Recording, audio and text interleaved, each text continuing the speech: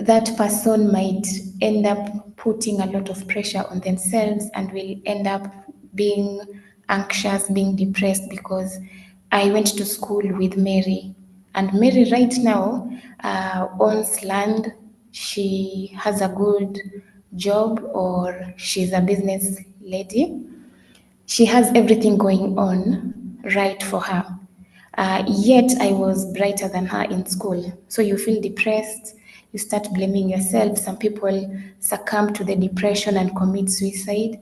And that is not what we're encouraging right now.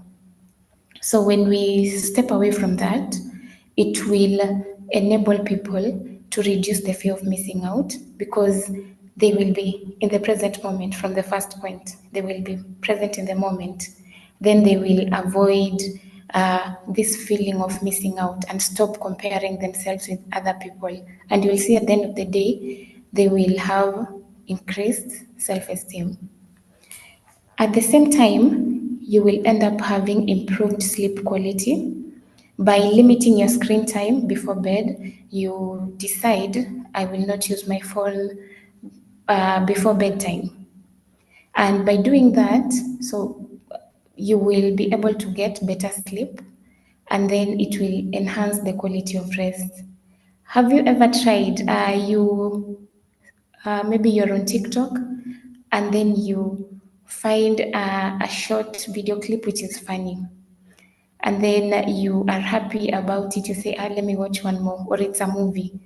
You watch a movie, maybe it is nice, then you look for other movies because they will always have recommendations.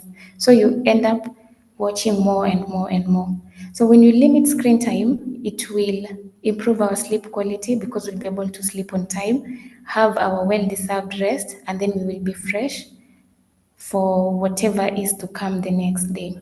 Lastly, we will have enhanced creativity, because we are disengaging ourselves from digital distractions, checking, has so and so responded to my text? What is this advert that is going on? What is this that is going on with so and so? So when we try to disengage ourselves from digital distractions, we can free up our mental space, and then this will help us increase our creativity and problem solving abilities. In a few minutes, I'll be able to show you how we can do that. Then, apart from knowing the downside of a lot engaging so much with technology, and also understanding the positive impact of a technology detox, we need to see how this will look like. I hope we are still together and I'm still audible.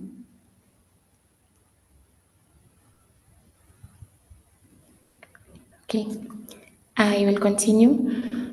So we have so many ways that someone can try, or someone can implement, when trying to disconnect themselves or taking a break from using technology.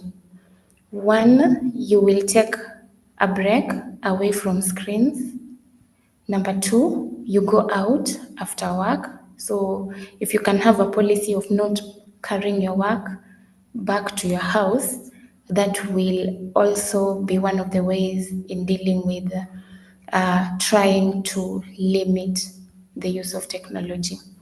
Then you can decide to be deliberate about this and then mute notifications.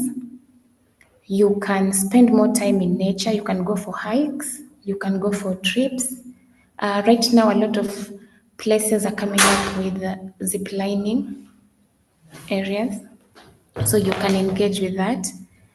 You can also read a book during dead times. You feel that you do not have anything to do. You can read a book, improve your vocabulary. Also, you can read a book about something that you've always wanted to do. Maybe it's about fishing. You've always wanted to know, how can I go about that? Also, you can decide not to go online when you wake up. So you make a deliberate decision so that you're able to accomplish your goals that you've set for the day. Then you can go online later.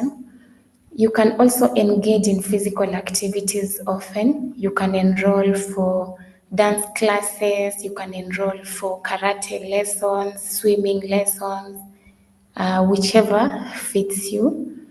Then you can only use the phone with a purpose.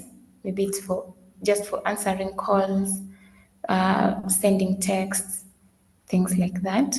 You can also make a schedule and then seize the day, what I was talking about. Instead of waking up and straight picking your phone, checking, I texted so and so, did they reply? You can use that time to make a schedule. I'm supposed to do this, this, and this for the day. So you can make a schedule. You can plan your day. We have planners for that. If not, you can just take a notebook and then be deliberate about it. Then you can keep your phone out of reach, and then you can delete unnecessary phone applications. And this will save you because it will also free up space for you. Then you can also set internet free hours and spaces. You decide from this time to this time, I will not use the internet. And or for this room, I will not use the internet for this purpose or for this time. Then, of course, with everything or with the habit that we have, there will always be challenges associated with it. And you will find that someone will be having cravings and withdrawal. So, because this is something that you're used to, it will be a bit hard. So you should expect to experience cravings for technology, especially in the early stages of your detox or when you're trying to separate yourself from using a lot of technology, because you'll always want to check your phone because it's a habit that you're used to. So you can engage in alternative activities to distract yourself. Then we have social isolation. So someone will feel that, oh, because I've not checked my phone or I've not checked my social media platforms, I will miss out on what's going on. When people will be having conversations about what's happening in the country right now, I will not be able to know or contribute to the conversation. So for this, you can be able to prioritize face-to-face connections and then explore new social opportunities. Then we have productivity concerns. Some people will feel or they will worry that they will have decreased productivity because they're not having constant access. They're not able to access their technology through phones or computers, laptops, etc. So they will feel like, since I've not checked my phone for this while, I will not be able to keep up with what's happening in the office. I will not be able to respond this on time, and this might affect my business. This will affect my relationship, or it will make me lose out on one, two, three items. So with that, someone can experiment with different time management techniques and find what works best for you. We have people who have downloaded productivity apps or to-do lists that are on their phones. And someone might use that as an argument, which might seem valid, but it is devoid of what we're trying to talk about, because we are focusing on our health, mental health, physical health. Then we are also focusing on we need to bring people back to reality. We do not want to disengage people anymore. So we are also focusing on human connections. So I have also a series of other challenges that people might encounter. And this is not a new thing. All these challenges are not new. And whenever you face any of these challenges, do not feel that it is a solo issue. We've had people who have been facing all these challenges. We have solutions to them. And please do not shy off to share if you've had any of these challenges. So, number one, in addition to what we've talked about, we have difficulty focusing. So, one of the ways that you can use to counter this, kindly create a distraction free workspace and eliminate unnecessary notifications. We have people who have set up notifications for their phone, for their email. At the same time, maybe I'm working with my laptop and my phone. So I have also enabled notifications for the same emails on my laptop. So if you decide to meet on one and then you do not meet on the other, it doesn't, it beats logic. So if there's any unnecessary notifications that may come up, like WhatsApp, Facebook, you can decide to restrict that or eliminate it completely. And if you are having, let's say, a work office, you can create a distraction free place. So you can, instead of having TVs or speakers there while you're working, because some people do not work well with distractions like that, kindly eliminate them so that you'll be able to focus more on your work. You can also practice mindfulness and meditation to improve concentration. There's a practice that I will talk about, and it will help us to counteract that because it will be just like meditation. Take some time off to think through things, and this will improve on your concentration. Also, you can engage in activities that require undivided attention. We have reading, then we have puzzles.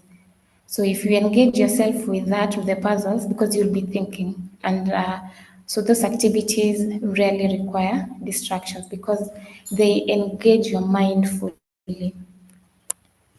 Then we have sleep disturbances. You'll find people having trouble to sleep.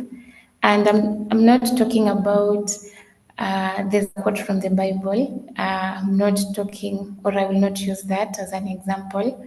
However, when we want to be intentional about dealing with our sleep disturbances, issues, or concerns, you can do this by establishing a relaxing bedtime routine without screens. You can be deliberate. In your room, you do not have screens so that you're not tempted to continue your favorite show or you missed out on an episode, you want to replay it as you're in bed. You can also create a sleep conducive environment by blocking out light and noise. So this can also be incorporated in terms of the curtains or the color in the room. Then you can consider using blue light filtering glasses. So that will also enable you not to be fully awake, and it will encourage you to have better sleep. Also, you can limit the screen time before bed. Then we have relationship strain. This is also in the heart of the training. We are trying to foster more human connections. And how can you be able to do that? You can prioritize quality time with your loved ones and engage in shared activities. It is sometimes hard or a bit challenging when trying to spend quality time with your loved ones because of work or because of certain engagements. But we can always try and be intentional about that. If I'm working from Monday to Sunday or Monday to Friday to Saturday, depending on the type of work or the industry I'm in, there will definitely be a time when you'll be given some days off. So during that day off, so you've been given, let's say, 4 days off or 5 days off in a week, depending on the type of industry that you are in. And then you decide with these 4 days off, maybe you're not staying with your family. where you're working. So you've decided to go visit them and you're just on your phone throughout. So you are physically present but mentally absent. And that will not be good. So if we are intentional about spending quality time with our friends, whoever we feel matter most in our lives, that will not that will be that will make our relationships be better, and therefore it will be solving the problem of relationship strain. Then you can openly communicate about technology use and its impact on your relationships. This is about recognizing what is happening. So if I am truthful, if I'm honest about my technology use and how it is impacting my relationship, then I'll be able to find a solution better. Then you can also set boundaries for how you're going to use technology during shared time. So I'm with my family,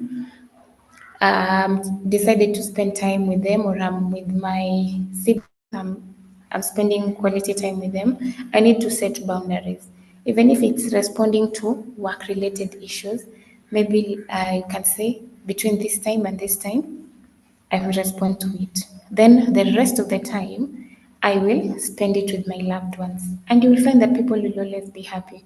Because if they feel like you're interested, you want to be there with them, it usually actually fosters their relationship and how they communicate with other people. And you will find that if you are a busy parent, and you are always using your gadgets all the time, and you have a toddler, it usually impacts on how they will even be communicating and how they will be interacting with other people. But if we engage them, of course, we have to attend to all these other things in moderation, but if we engage them, they will always have a better chance of communicating and a better chance of interacting with other people. And that has been proven scientifically. Another challenge, people who are addicted to social media. So you need to identify your triggers and develop strategies to resist the urge to check your phone. Is it the fear of missing that makes you be glued to your phone, be glued to TikTok, be glued to Instagram or to Facebook? What are some of the triggers? Once you're able to identify that, it becomes easy to develop a strategy to resist the urge to check your phone. Then you can also replace your social media time with hobbies. Instead of checking what is Philip doing, I can use that time to develop a skill that I have always wanted to to have. Or maybe I like cooking. I can decide to explore that some more. I like exercising or keeping fit. I can use that time to exercise. Or I can replace that time with spending with being with my loved ones. So that will cure my addiction to social media. And then you can consider using social media blockers or app limits. I think iPhone and Samsung, they also have like a do not disturb button, and this one can work great for people because at a certain point you'll not be able to get any notifications, any calls. It will just be like on silent so you can set up a time from 10 to maybe 7. Then the next day, it will be normal as always. So we've talked about fear of missing out. You can remind yourself that not everything needs to be documented or shared online. You've gone out with some friends and they're just on their phone, or maybe you've gone out for dinner and someone is continually taking photos, taking videos, and they want to share it on social media. It is okay not to share. And it does not mean that the event did not occur just because you did not share online. So if you are able to remind yourself that, you will not feel the need of sharing each and every bit of your life outside there. Then, if you do that, then you'll be focusing more on creating real life experiences and memories. So, you are maybe it's a meal that you've not taken, or if it's maybe it's a type of dish that you have always wanted to try. So that experience and that memory will live on for a longer period. Yes, of course, if you document it, it will still be there, but you experiencing it real time is even more valuable. Then you can set specific times for also checking social media to reduce constant monitoring. So we have people who have difficulty in focusing if they do not have constant stimulation. For them, or if you are one of the people who have difficulty focusing sometimes from time to time, you can create a dedicated workspace free from distraction. Also, you can use time management techniques like the Pomodoro technique, where you break tasks into focused intervals. Then you can engage yourself in activities that will require sustained attention, such as reading or puzzles that we've talked about.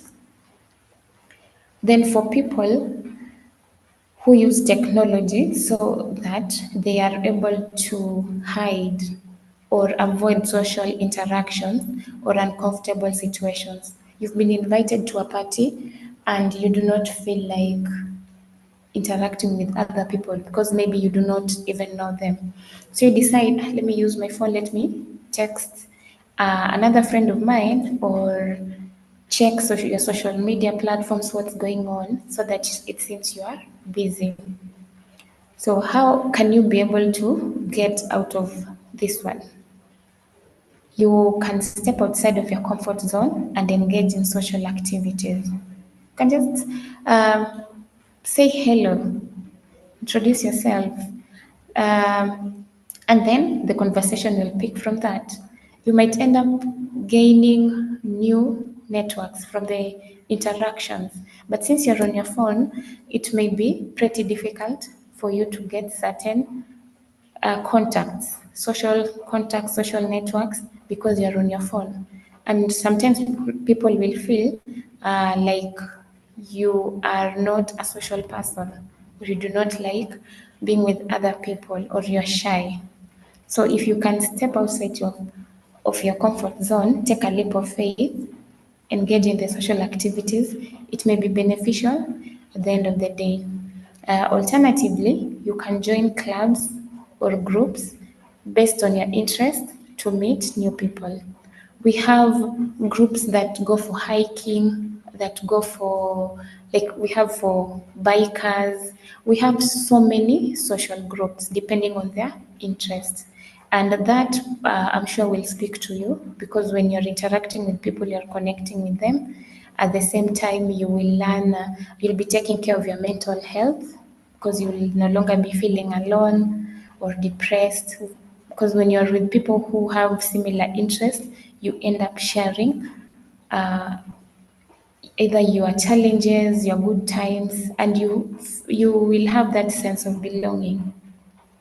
Lastly, you can practice active listening and communication skills. This will be really great because you will be able to learn so many things from the conversation that you'll be having with other people, and you will learn how to better communicate. Then we have another challenge of balancing your work and personal life. For this, for some people in certain industries, it is a bit challenging. And one of the ways that they can, or one of the strategies that they can use, is having a clear boundary between work and personal life. I mentioned an example where you can deliberately set a personal policy that you will not either carry your work back home. And that will mean you will have to be productive when you're at work. You finish your work so that you do not carry it home. When you're home, you should be present at home. You can also create a dedicated workspace and avoid bringing work devices into personal areas. So I have a work office, and therefore it will be used for work related issues or activities.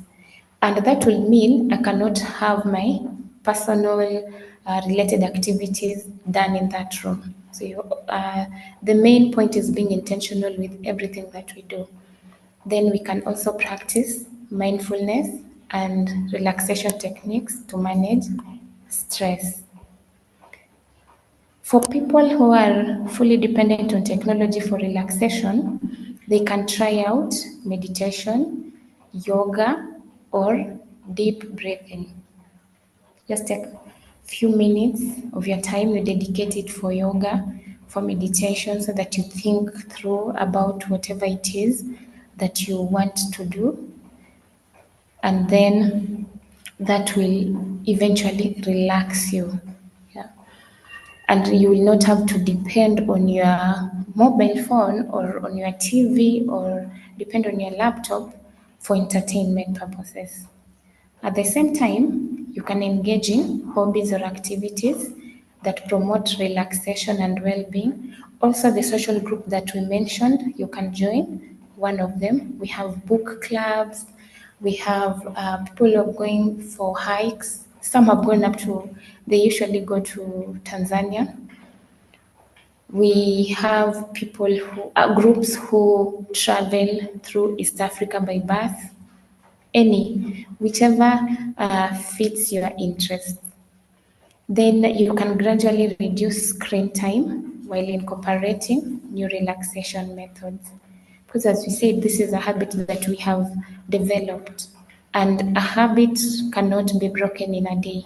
So we need to do it slowly. Then another challenge, maintaining relationships in this digital age. For us to do that, we need to prioritize face-to-face interactions with our loved ones. We can do that. We need to prioritize that. Whenever we can, let us have face-to-face interactions. Let us be present in the moment. And as much as we are there, let us be present in the moment, not just being there physically.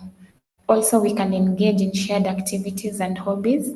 And then, whenever we have uh, issues that are impacting our relationships, let us openly communicate about technology use, because being honest about it means we have recognized that there is an issue that needs to be addressed and we want to address it.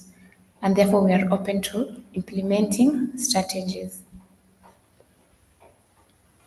So, how can we go about it? You can ask yourself, what specific apps or applications or platforms do I find most difficult to resist? Is it TikTok? Is it Instagram? So which specific app do I find most, or do you find most difficult to resist? Then how does excessive technology use impact my daily life? How does it impact your work, your relationship, your sleep, and things like that? Then, what are my ideal daily or weekly screen time limits? Do you have any screen time limits, or it's when you'll start?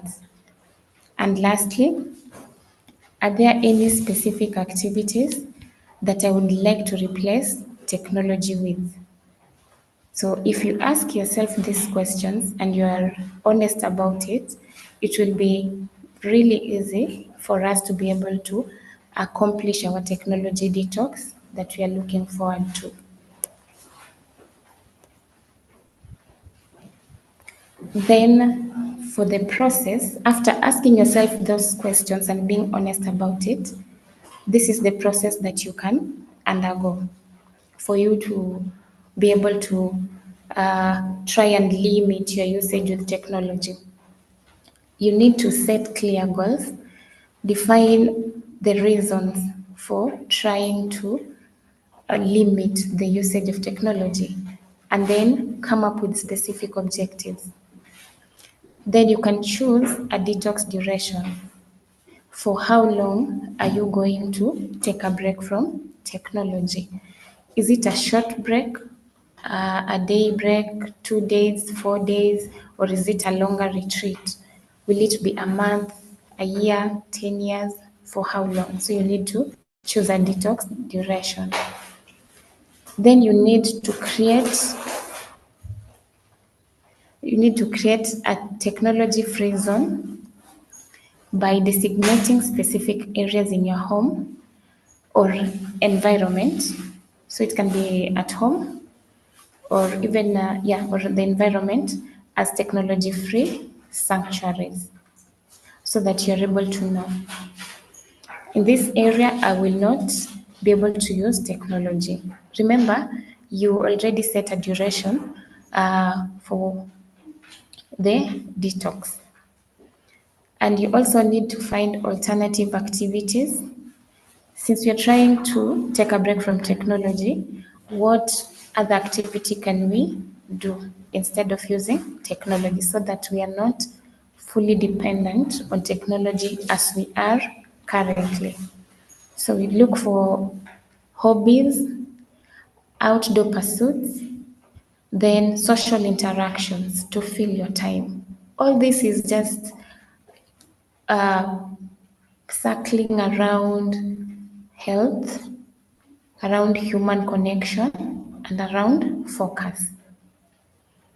Then manage withdrawal symptoms, be prepared for potential challenges, and then develop strategies to cope with them.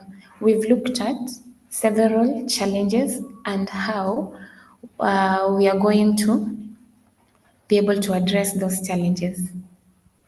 Then lastly, we have gradual reintegration, where we slowly incorporate technology back into our life or into your life while maintaining healthy boundaries.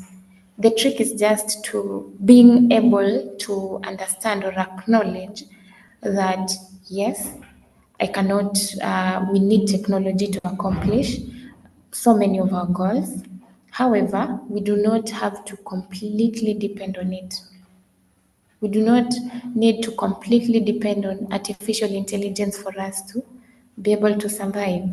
We can do certain things on our own, because if we use 100% of our brain, we can definitely do so much better, or we can also impart so much change in this world, because at the end of the day, artificial intelligence was created by a human being. So we can do this.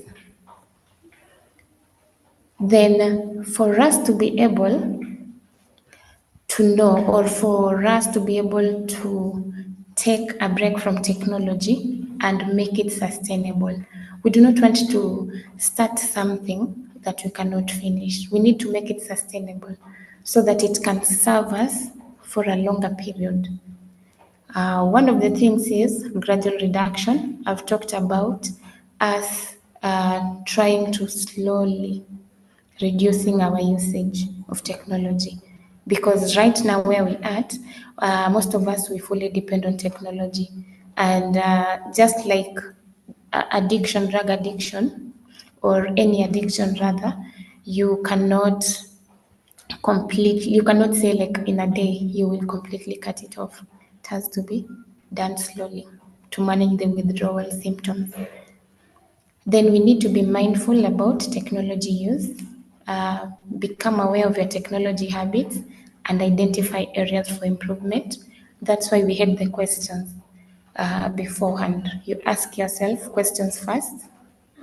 Then, if you're able to answer it, it will lead to better results, because you know these are my weak areas and they will need this improvement. So we also have digital wellness practices.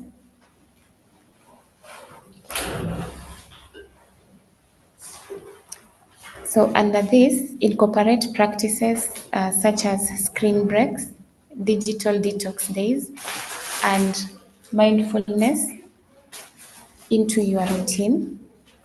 So you can decide to take a break from your TV, from your phone, from your laptop.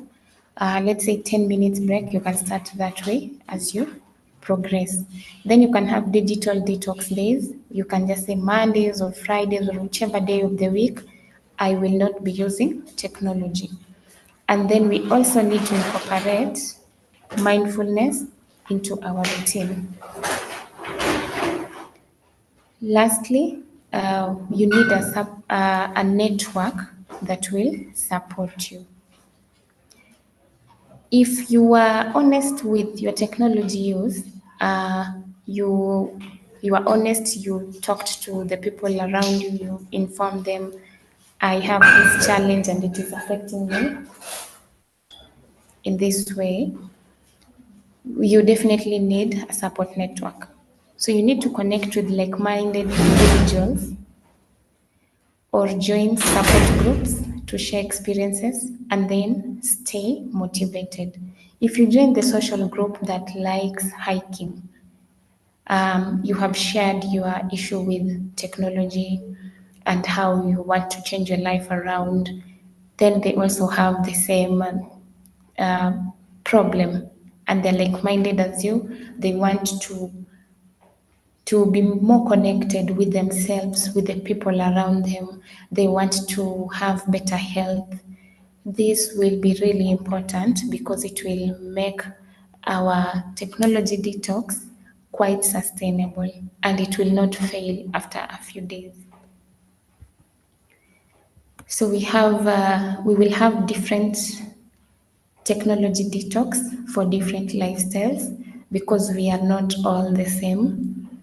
For students, you will find that they need to balance screen time with study breaks.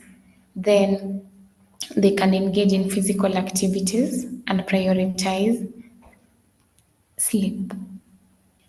So for them, you'll find in most educational institutions, they definitely have extracurricular and co-curricular activities. And that usually tries to keep them in the moment so that they're able to enjoy their youth. At the same time, they're able to connect with other people, refresh their mind, and make them ready. Because after learning for some hours, you go out for exercise, let's say if it's football, for whichever sport that you like. In the evening, you'll find that someone is already tired, they have exercised, and they will not have a lot of sleep issues. So also balancing screen time with study breaks that will help them be able to have school to balance school life and their social life. Then for professionals, they need to set boundaries between work and personal life. We've seen how we can do that. They can also utilize productivity tools mindfully, even if you have to use the productivity apps. You need to be mindful about that so that you do not over rely on the tools. Then they can schedule regular take free breaks. For parents, they can encourage screen free activities for children, model healthy technology habits, and prioritize family time. Like right now, there's a lot of uh, promotion for Montessori system of learning, whereby they're trying to engage the different ways children can be able to learn. So, not just relying on, is it Baby Finn and other cartoons or other cartoons, children related cartoons that have been made and are available digitally, but it is focusing also more on hands-on activities because the child is able to let's say, fill the letters, arrange certain things, come create from scratch. And that is making them more present. Then, for you, uh, to be able to know how your detox is doing, you need to measure the success of it. And how are you going to measure it? What will be some of the indicators? One will be improved sleep quality. Then we have increased energy levels. We have reduced stress and anxiety, so you are less anxious. Then we have enhanced focus and productivity. Then we have stronger relationships with the people around you and with your loved ones. Then lastly, increased creativity and problem solving abilities. So if you are able to see these changes in your life, then your detox is successful. And we have already seen how we can make our technology detox sustainable so that it does not fall on our face.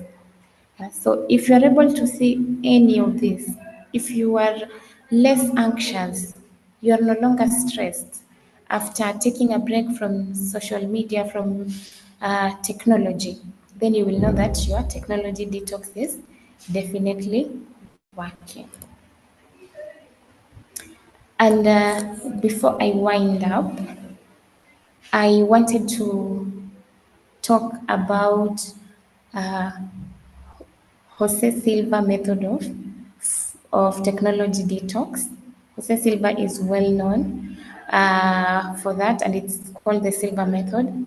It is currently being popularized by a businessman called Vishen Lakiani, who has tested it and can attest to it. So many people are paying to go for this seminar, and I thought I could also share this with you today. So, according to Silva, scientists recognize four brainwave states. We have beta, we have alpha, theta, and delta. So, beta is the most alert state where we usually spend most of our waking hours. That is beta.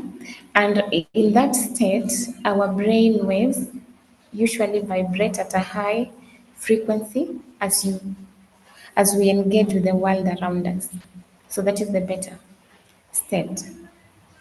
Then we have the alpha state, which is a step below beta. In this state, the brain wave frequency is lower, and then we are less focused on the outside world, and we begin to focus internally, like when we begin to fall asleep. Then in the theta state, you are more relaxed and internally focused. And by the time you reach the delta state, you are typically fully asleep. So Jose Silva came up with this method because he had a family, he had children, and his children were not performing well in school. So he decided to start coaching them. And he realized after a while, when he would start coaching them, teaching them, one of his daughters, before he asked a question, the daughter would give him the answer.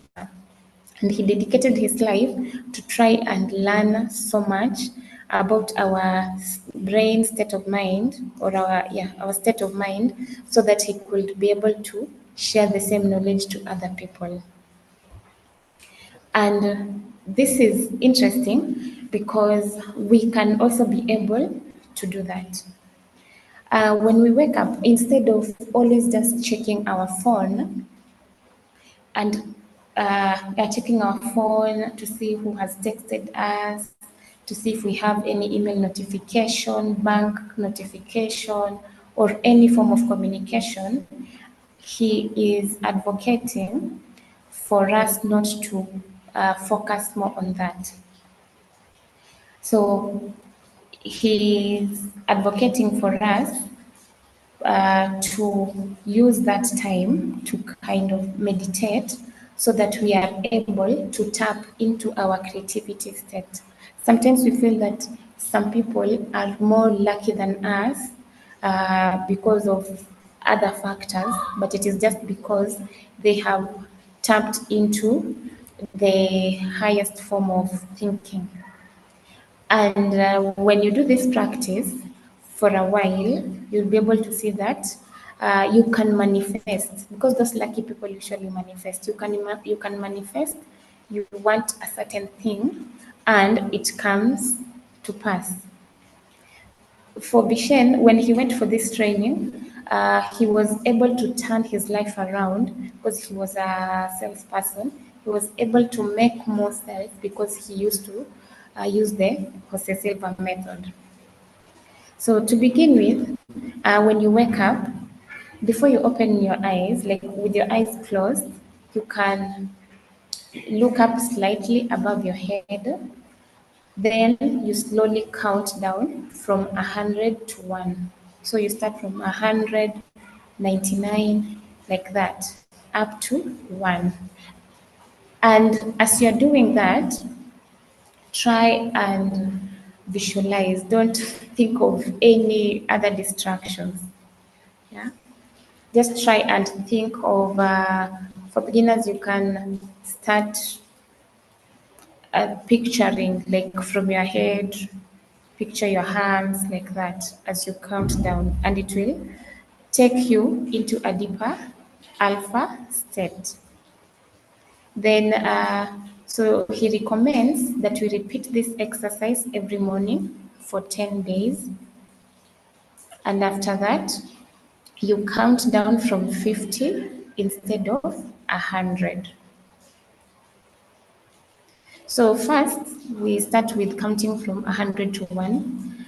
Then after, for the 10 days, we count from 50 instead of 100 each morning for 10 days.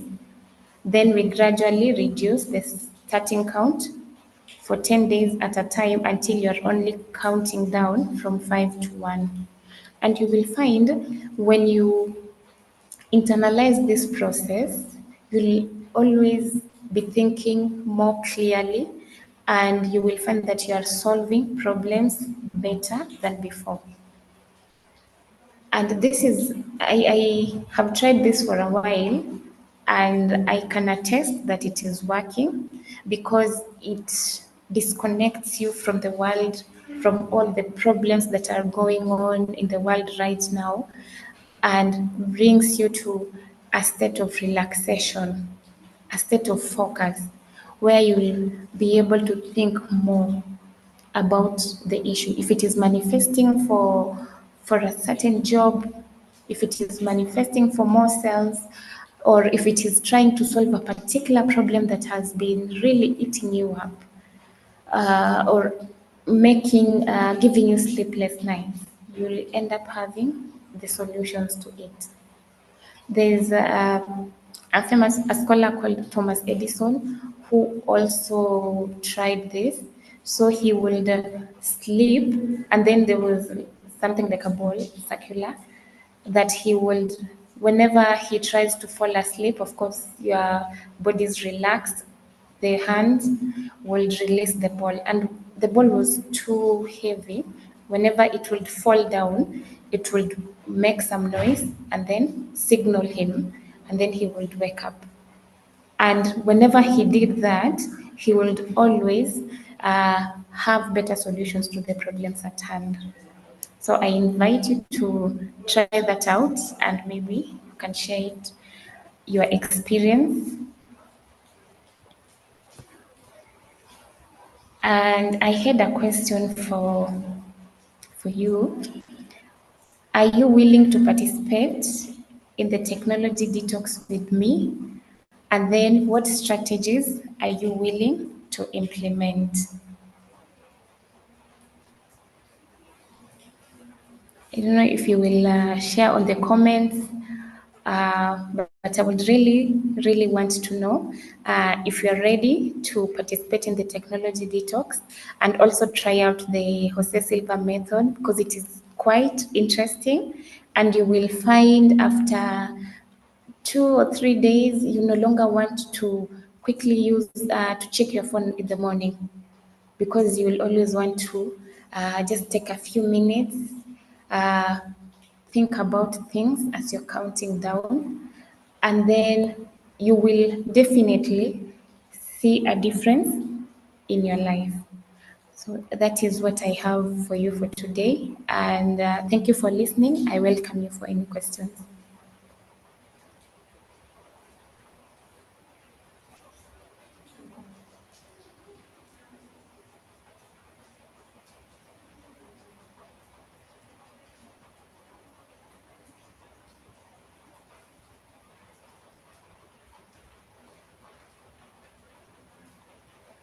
So, Eugene, I'm done.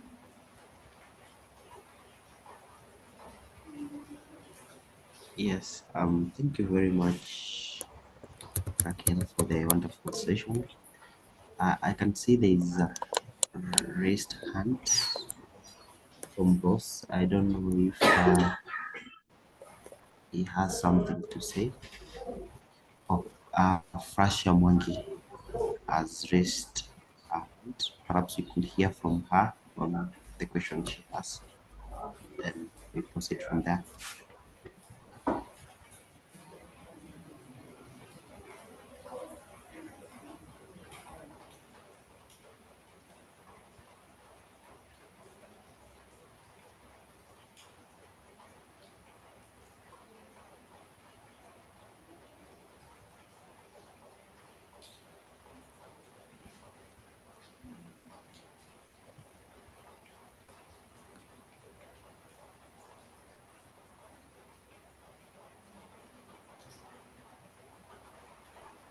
Yes, Frasha, you could proceed and speak to us or ask the questions that you would like to be answered.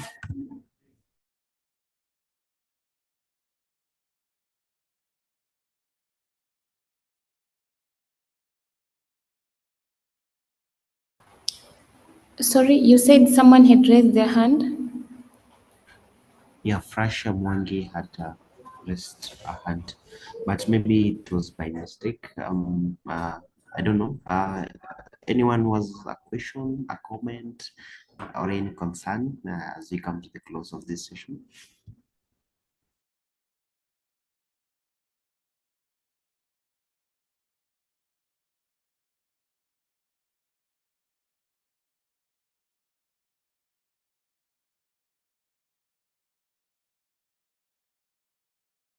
Oh, I can see she has raised her hand. Let me try to unmute her so that we might hear from her. Just a minute.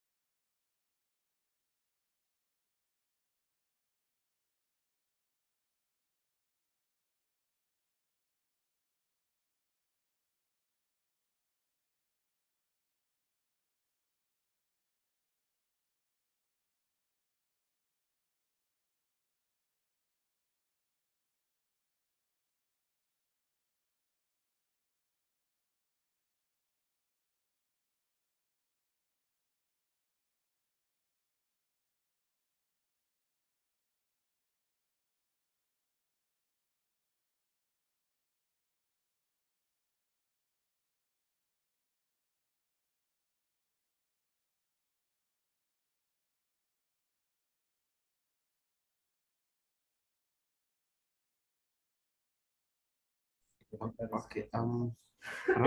Perhaps Fasha, you could type in your request. I believe we cannot hear you.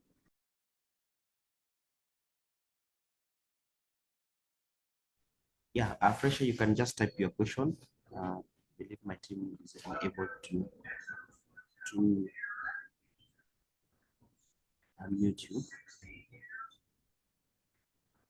Meanwhile, friends, I want to thank you for taking your time to attend today's training, for taking a break in your work. And I believe we've all gotten out of here with insight that will help us improve our daily focus, productivity, and enable us to achieve and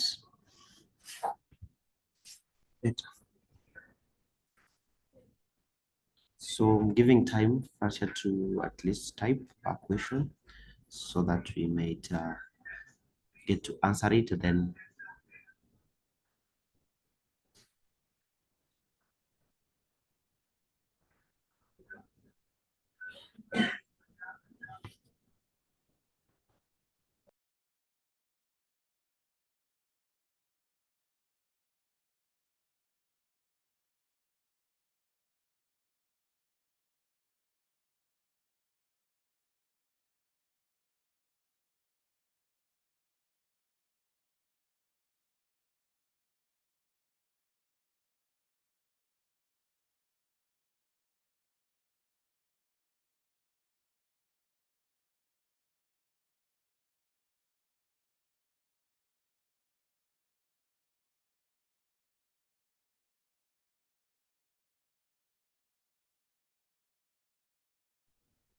so we've come to the end of the session.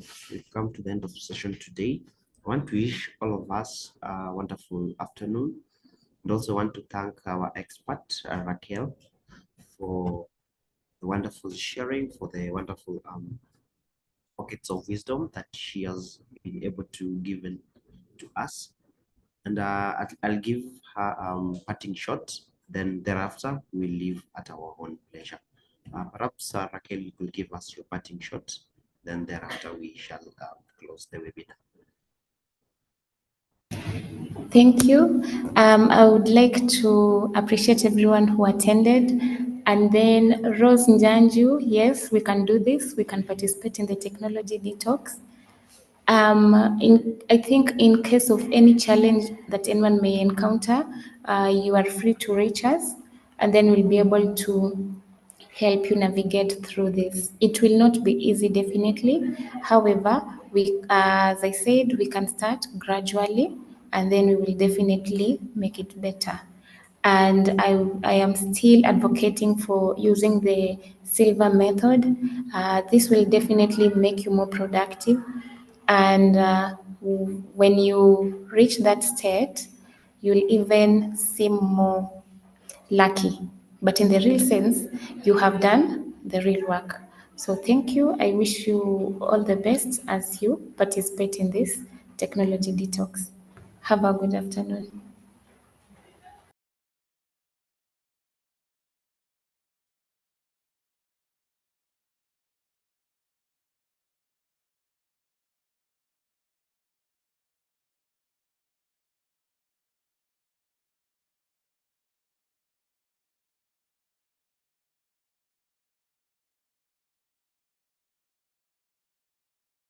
All right, thank you very much.